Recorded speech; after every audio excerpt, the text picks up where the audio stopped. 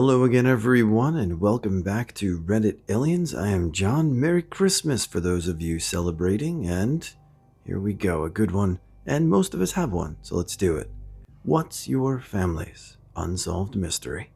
Please remember to like, share, enjoy your family, and subscribe. The day my father died from a car accident involving a boat trailer in the middle of nowhere out of state in 1991. My mom found a box with a Chinese medicine ball with a bell inside and a letter that said, "I'm sorry." It was in our mailbox. She found it before she got the call that my father had died. The first autopsy on my father said there was a high blood alcohol content. My mom demanded a second autopsy, and there was no alcohol in him. She had seen him less than an hour before he died, and he hadn't been drinking that morning. My father was a third-party candidate for state governor and published an independent newspaper talking about corrupt politicians and organizations. In England around 1880, my 3 times great-grandmother received a letter from her daughter. She read it, threw it in the fire, and said, "She's made her bed. She'll have to lie in it." My 2-time grandmother never knew what happened to her sister Alice and later immigrated to the US. A couple of years ago, an unknown DNA relative from that branch reached out on Ancestry. She's mixed race with Jamaican roots but doesn't have clear written family records. I suspect that we're connected through Alice.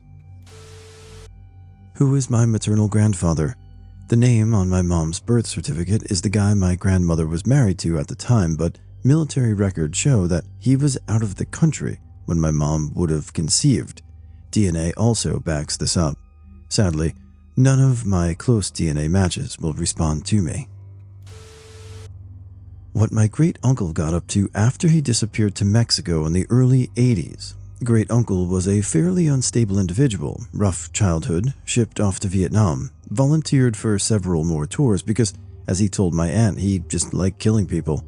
Came back, got a wife and had a son, got heavily involved with organized crime in the city my family is from, became very abusive to his wife and my cousin. Wife takes cousin and leaves him. Great uncle spends next several years chasing and trying to murder them. FBI eventually gets involved and he just up and disappears. We find out he had gone to Mexico when, 16 years later, my grandmother gets a call from his daughter saying that he had passed away. The fact that he had apparently been not only alive the entire time, but had also started another family was a surprise. My cousin, despite everything, decided he should attend the funeral in Mexico. After the viewing, he tells us that 2 well-dressed guys pull up in a town car, approach the casket, snap a quick picture of my deceased great-uncle, and leave, without having said a single word to anyone. We have a lot of questions. I think I would have gone to the funeral as well, so I hope it gave you some type of closure. An intentionally unsolved one, to make you laugh. When I was say 10, I hated cutting the grass. We had a brutally steep hill, and it was never fun. Our lawnmower had gotten old and hard to start, so a brilliant kid idea came to me: sabotage. Now, I was no slacker here. I thought it through. I carefully pulled the starter cord out about halfway and freed it so that it was just half cut. Then I went inside and told my stepfather I could not start it. He, naturally enough, went outside to show me that I could and was just being lazy. Be fair, I was, but the cord lasted about 3 hard pulls before snapping, which led to the air turning blue from the cursing. This was apparently such a frustrating thing that we ended up with a brand new self-propelled mower, a huge success. Fast forward 20 years, and when this story was finally told by my sister, it was not believed. He insisted that it broke because it was a pile of garbage. He was there after all. I could only laugh at this. I think he believes to this day I could not have pulled that off. Apparently my great-great-grandfather was supposed to have died in, I think if I'm remembering correctly, the Civil War. According to my dad's side of the family, however, he lived to have future generations of sons and daughters, so we're still trying to figure that one out. Everyone seems to think he switched his military dog tags with a deceased soldier and just got the F out of there, so he could go back home to his family. Dad's side of the family is still baffled by it and fighting over theories. My great-grandfather was said to have up and disappeared one day. No signs of it beforehand. He was only 70 and still very active, was still involved in the business, and all of the extended family was living in the same area. Even more surprising was that in the small town where most people knew him, nobody even noticed him leave. My grandma still cries on his birthdays and on the anniversary of the day he disappeared. He was very well loved. This was back in 1985, suburban India. Who they are, where they're from. Like, I've met my father, but he went on a rant about how we're the illegitimate great-grandchildren of some Swedish king who, upon reading about, was suspected to be homosexual. Then he went on about how they've traced our lineage back to Ivar the Boneless. I just backed away slowly, nodding politely. My mother says we go back to Romany gypsies on her side. She also had her brain addled by drugs and drink, so not terribly reliable information. I can't afford a 23andMe test, but I want one so bad.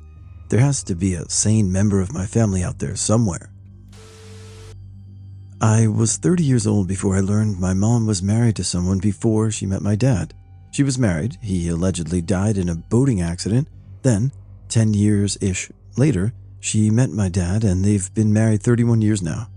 We were able to find marriage documents proving he existed, and they were married, which was wild and I had no idea. But allegedly he was scuba diving and was hit by a Coast Guard boat. There's no record of that, and I feel like there should be, so we have no idea what the F was going on.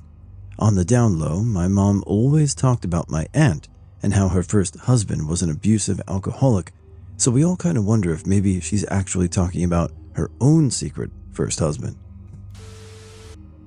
On his deathbed, my grandpa confessed to killing someone in an alley and throwing his body in a dumpster. Him and some other dudes in the Pressmen's Union were striking in the 60s, and I guess the feds turned one of the guys. That's the guy they killed. A group of them killed him behind the LA Times and tossed him in a dumpster, at least according to Gramps. I have court documents from my grandfather's trial, but he ended up doing jail time for blowing up delivery vans with sticky bombs he learned how to make in Korea, not for murder. We still can't verify this claim of a murder, and I cannot find any story about a body being turned up in a dumpster during the strike. My father was found in a creek behind his business, dead from a sawed-off shotgun blast to the head. The small town ruled it a suicide, but his best friend ran the local funeral home and, years later, told me he didn't feel that the blast was self-inflicted. There are circumstances that support both suicide and murder. Knowing the truth won't bring him back, just one more reason I'll never set foot in my hometown again. Where my aunt and uncle are. Apparently in the 80s and 90s, my uncle made frequent business trips to South America using his private plane. Now, it was never confirmed he was smuggling drugs, but come on. One day in the mid-90s, him and his wife just up and disappeared from their home. Nothing seemed suspicious. Nothing was taken. No forced entry. Nothing. Nobody has heard from them since. The two prevailing theories are they were killed because of possible bad dealings with traffickers, or they saved enough money and just dipped. Witness protection is another theory, but doesn't have much to go off of. I'll solve that family mystery for you right now. They were killed by the cartel. There you go. 21 years ago, my brother, Best, and I worked at a music club together, and we would typically get out at 2 or 3 in the morning and go to our favorite diner for a late dinner and early breakfast. One night, our favorite diner was closed, and we drove across town to a diner we almost never went to. The diner was completely empty except for the host and, I'm assuming, the kitchen staff in the back. We walked in, sat down, and ordered the order of eggs Benedict and hash browns. The host walked into the back and immediately turned around, walking out and placed 3 piping hot, seemingly freshly cooked eggs Benedict and hash browns in front of us. I don't mean 2 minutes or even 30 seconds later. I mean, the doors weren't done swinging, and he came out like he walked in and forgot our order. Perfectly poached eggs with a runny center, crispy on the outside but soft and moist on the inside, hash browns. I've worked in a kitchen long enough to know this hadn't just been sitting under a heat lamp, waiting. We kept asking how that was possible, and he would only laugh. Still, to this day, we have no idea how it came out like that. My grandfather, Walter William Mazes, had 2 daughters, Mary and Tess, from his first marriage to Elizabeth Cowper. They were born in the 1930s, I believe, so most likely already passed away. I think one passed many years ago, but everyone who had information has passed away. They lived in the Ann Arbor area. Both had children. I can find no trace of them. In 2016, I found and made contact with an uncle born from a 3rd marriage. I would love to find my aunts or their family while my mom and uncle are still alive, but have hit a brick wall. Ancestry DNA test found connections to my grandfather's siblings' children, but that is all. My family prints out family trees every few years, and one of my cousins is listed as having no father. Her mother, my aunt, passed away the year I was born, and she was basically raised by my grandma ever since. On the family tree, divorced couples are listed, but they're rare, and it was strange to see my cousin written down without her father's name. I'm sure my mom knows, but I'm just too scared to ask. I have a feeling something bad happened to the point where my cousin's father was written out. But on the bright side, my cousin had a pretty happy life. She's been married for a long time and has 3 kids. It's not super exciting, but I inherited a wedding ring from my grandmother, and we don't know whose ring it is. My mom thought it belonged to my great-great-aunt, but I found a picture of her with her ring on, and it looks nothing like the ring I have. Our next guess is that it belonged to my great-grandmother, but we don't really have any way of finding out. The weird part is that most of my mom's family is very petite, with small fingers, while I take after my dad's giant family and have larger fingers. But this ring still fits me perfectly, so we know it had to belong to someone with larger fingers than most of the family, which is why we originally thought it was my great-great-aunt's. It's also a 1920s to 1940s style ring, so we know it wasn't a modern replacement that someone got when her fingers became gnarled with arthritis and her original wedding ring no longer fit. I may never have the answer to whose ring it was, but it's a lovely ring, and I'm very grateful to have a family heirloom that fits me so well and so comfortably. My own wedding ring was made with heirloom diamonds from the husband's family, so I feel very blessed to have such a personal connection to both families. I alternate between the 2 rings, wearing my own ring most of the time, and wearing the mystery ring about 20 to 30% of the time. They're both beautiful and meaningful, even if I don't have all the answers.